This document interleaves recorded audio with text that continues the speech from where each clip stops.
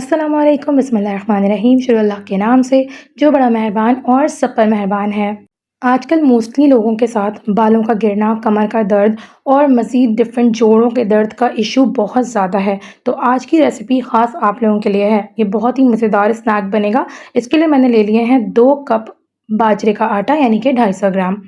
250 ग्राम बाजरे का आटा छान कर इस्तेमाल करना है ताकि कोई भी कीड़ा या गंदगी ना जाए।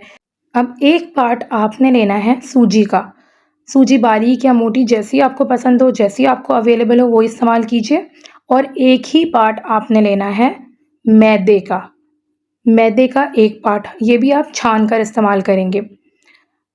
मेजरिंग कप जो आपने यूज़ किया बाजरे के लिए वही आपने सूजी और मैदे के लिए यूज़ करना है। अब आपने इसके अंदर आधा कप डालना है कोकोनट, घिसा हुआ खोपरा डेसिकेटेड, और उतनी ही क्वांटिटी में आपने लेना है तिल। ये दोनों चीज़ें आपके बालों और आपके कमर और डिफरेंट पेन्स के लिए बड़ी ज़बरदस्त होंगी। अब आपने यहाँ पर आधा कप लेना है चीनी का। अच्छा, चीनी की जगह मैं यहाँ पर गुड़ का इस्तेमाल कर रही हूँ। गुड़ को कूट कर इस्तेमाल कीजिए या जागरी यूज़ कीजिए या गुड़ की शक्कर इस्तेमाल कीजिए। और अब मैं इसमें हाफ़ टी स्पून सॉल्ट का एडिशन कर रही हूँ। इससे फ्लेवर बहुत इन्हांस हो जाएगा। अब पहले ये तमाम तर ड्राई इंग्रेडिएंट्स को हम अच्छे से मिक्स कर लेंगे, मिला लेंगे, ताकि ये सब चीज़ें आपस में यकजा हो जाएँ। जब ये अच्छे से मिक्स हो जाएगा तब आपने इसमें एक अच्छा सा वेल बनाना है। एक जगह सी बनानी है दरमियान में, और उसमें आप ऐड करेंगे मेल्टेड घी या बटर। घी इस्तेमाल करना ज़्यादा बेहतर है। घर का बना हुआ अच्छा खालिस घी ले लीजिए आप, या बाज़ार से घी अच्छी क्वालिटी का लीजिए और वो यहाँ पर ऐड कीजिए आप 3/4 कप। 3/4 कप को आप कह सकते हैं 60 से 70 ml। और साथ में आप इसमें दूध ऐड कीजिए। दूध से हमने इसको गूँदना है। हल्का गर्म दूध होना चाहिए, जिसे आप नीम गर्म कहते हैं, ल्यूकवार्म। और वो आप इसमें ऐड करते जाएंगे और आटे को गूंथते जाएंगे। अब मुझे यहाँ पर तकरीबन 1 पाव दूध इस्तेमाल करना पड़ा है इस क्वांटिटी के लिए। आप जितना आपको लगे आप उसमें इस्तेमाल कीजिए। अच्छे से यहाँ पर देखें ये मिक्स हो रहा है। मैंने इसमें पानी बिल्कुल ऐड नहीं किया। अगर आप चाहें तो पानी भी इस्तेमाल कर सकते हैं। हाफ़ दूध और आधा पानी लेकर आप इसको अच्छे से गूंथ सकते हैं।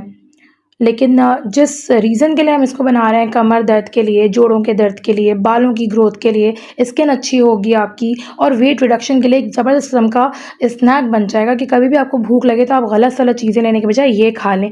तो अब ये गूँदने के बाद मैंने इसको कवर करके रख दिया था आधे घंटे के लिए। तो देखें जो शक्कर थी उसका पानी निकला और आटा काफ़ी हद तक सँभल गया है।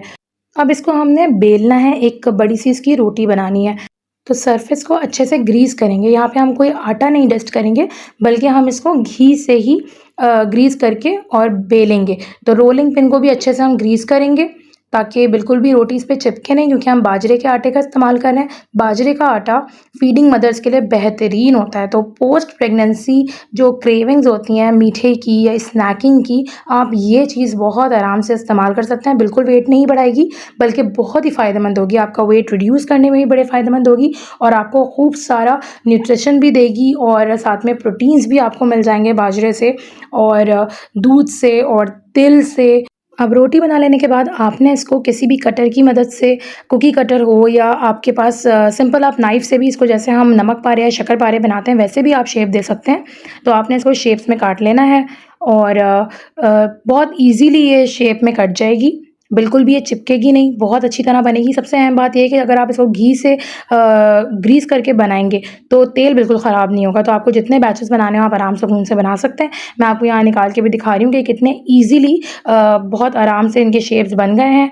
और अब हमने क्या किया है, हमने तेल गरम करने के लिए रख दिया कढ़ाई में। कोशिश कीजिए थोड़ा गहरा बर्तन लीजिए और थोड़ा ज़्यादा ऑयल लेंगे ताकि ये अच्छी तरीके से डीप फ्राई हो जाए।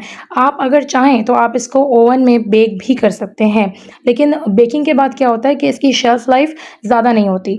लेकिन अगर आप इसको डीप फ्राई करते हैं तो इसकी शेल्फ़ लाइफ़ बहुत बढ़ जाती है, यानी आप इसको साल भर भी रख के खा सकते हैं। इसमें कोई ख़राबी नहीं होगी, किसी किस्म की कोई स्मेल नहीं होगी।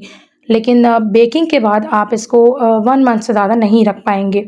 एयर टाइट कंटेनर्स के बावजूद भी आप इसको 1 मंथ से ज़्यादा यूज़ नहीं कर सकते हैं। तो और ज़्यादा ऑयल ये बिल्कुल भी जज़्ब नहीं करती हैं, आप देखेंगे कि बिल्कुल भी इसमें ऑयल नहीं लगेगा और बड़े आराम से बहुत अच्छी तरीके से फ्राई होती हैं। तो मैंने तेल गरम करने के बाद इनको इसमें ऐड किया है। जिस वक़्त मैंने तेल में इनको डाला है तब आँच जो तेल का फ्लेम था वो हाई था और इनके डालते ही साथ मैंने फ्लेम को मीडियम कर दिया है। तो मीडियम टू लो फ्लेम पे इसको फ्राई कीजिए ताकि अंदर तक ये पक जाएँ और कोशिश करें बहुत पतली ना बनाएँ, बहुत बारीक ना बनाएँ, थोड़ा मीडियम रखें। जैसे कि पराठे का आटा बेलते हैं ना, हम रोटी बनाते हैं, उतना आपने इसको मोटा रखना है इस रोटी को और फिर आपने इसके काटने हैं ये कुकीज़ की तरह के या टिकिया के अंदाज़ में। तो देखें आप थोड़ी-सी देर में तकरीबन 4 मिनट में ये ज़बरदस्त से कलर इन्होंने लिया है, तब मैंने इसके अंदर चम्मच चलाया, उससे पहले मैंने इनको टच नहीं किया है। तो इसी तरह आपने भी फ्लिप करने हैं, जब इनमें कलर आने लगे उसके बाद। अब मज़ीद मैंने इनको 3 मिनट दिए थे, तो ये अल्हम्दुलिल्लाह 5 से 7 मिनट में बहुत ज़बरदस्त किस्म के गोल्डन फ्राई हो गए हैं।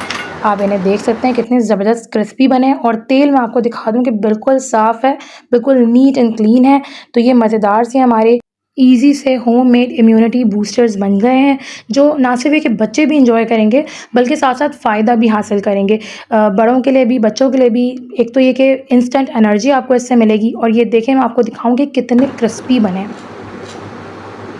तो अल्हम्दुलिल्लाह माशाल्लाह हमारे पास ये हेल्दी स्नैक्स रेडी हैं, जो कि आप किसी भी न्यू मदर्स के लिए भी दे सकते हैं और अपने लिए भी बना सकते हैं। तकरीबन तमाम लोगों को ये आजकल जॉइंट पेन, कमर का दर्द, माइग्रेन का प्रॉब्लम बहुत ज़्यादा है, तो ये आपको बहुत ज़बरदस्त किस्म की एनर्जी देगा।